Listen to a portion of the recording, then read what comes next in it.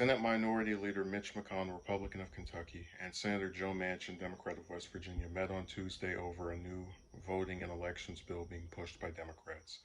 Manchin, who helped negotiate the bill, has been deputized by his caucus to try to find the 10 Republican senators who would support the bill and break a 60-vote legislative filibuster, with the Senate expected to try to start debate as soon as next week.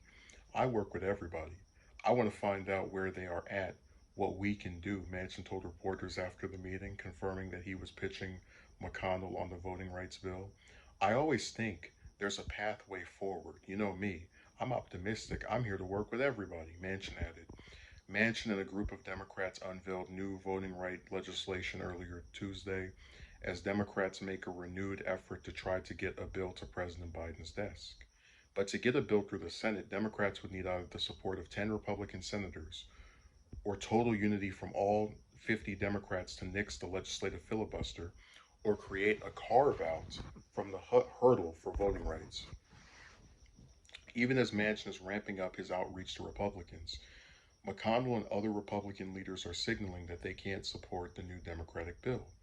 We will not be letting Washington Democrats abuse their razor-thin majorities in both chambers to overrule state and local governments and appoint themselves a national board of elections on steroids, McConnell said in a statement. Let me read the last part of this and I'll get my commentary. Senator John Thune, Republican, McConnell's number two, added that he didn't expect Republicans would support the bill as currently drafted. If Manchin was trying to pitch it to Mitch, and I know he's been trying to talk to him about it for a while, I think to try and find something that would, have a path towards some bipartisan support. But I can't, like I said, imagine what that is as long as it entails the broader strategy behind this, which is to, basically federalize and nationalize our elections, Thune added.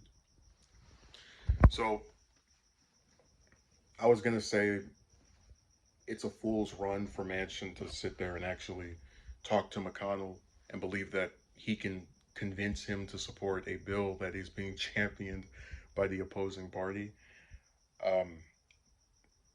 And also expect another 9 Republicans to sign on to that. But they're already showing it themselves in this article with the things that are quoted of them. So I almost don't even need to speak here. I think realistically, he could probably get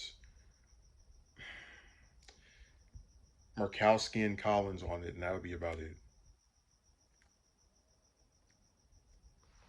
And what's going to end up happening, and this is my prediction,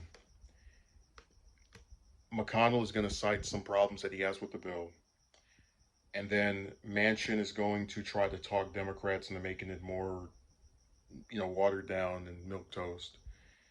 And two things are going to occur. They're either going to capitulate and then they pass some, crap that isn't actually helping anybody.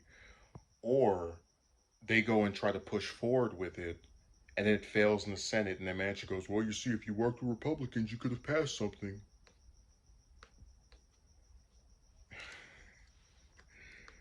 I swear, he is just so awful. And it's like, if he was meeting with, again, the two I mentioned earlier, or some Republican senator that's not like the poster child for opposing whatever Biden's trying to do, but you're literally taking the leader of the opposing party, who became known as the Grim Reaper in the Senate for shooting down Democratic proposals, and expecting that talking to him is going to yield any type of result fruitful for the party that he opposes and has opposed vigorously, since at least the beginning of Obama's tenure. I just think he wastes everybody's time. If he truly believes that speaking to these people who have sworn to not work with Biden is actually going to do something, he is beyond delusional.